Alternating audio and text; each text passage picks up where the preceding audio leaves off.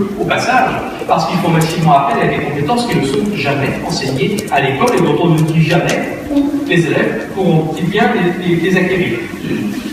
Je pense donc que la vraie question, la vraie réforme du collège, c'est la réforme du programme, je dis bien du programme, et pas des programmes, du programme et la réforme de l'évaluation.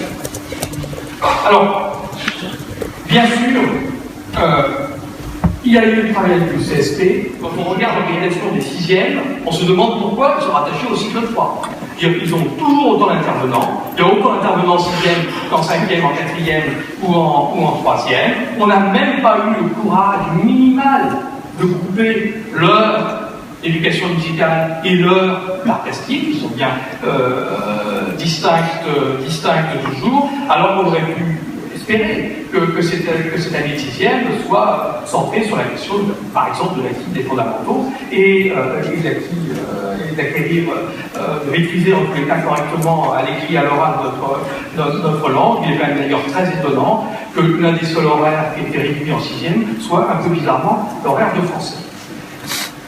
Mais c'est pénible, impression, il faut le dire parfois, d'improvisation, tâter de temps en temps d'arrogance en ce qui concerne la décision politique, sans hélas devenu le style de l'époque.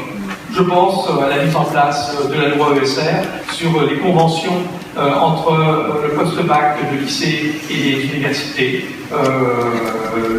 l'affaire du traitement de la date du 15 janvier, vous savez, le jeu de la date butoir à laquelle les élèves de classe préparatoire doivent être inscrits à l'université. Sinon, écoutez, messieurs les proviseurs et mesdames les proviseurs, débrouillez-vous. On n'avait effectivement rien prévu. Et puis, improvisation un peu ahurissante concernant les IMP. Enfin, les IMP, c'est quand même, on en parle depuis longtemps, c'est quand même pas un texte très compliqué. Bon. On a réussi d'ailleurs à rendre incompréhensible, embrouillé et compliqué à gérer des choses qui, à l'origine, étaient simples, pas de souci, donc c'était bien une production de Chine.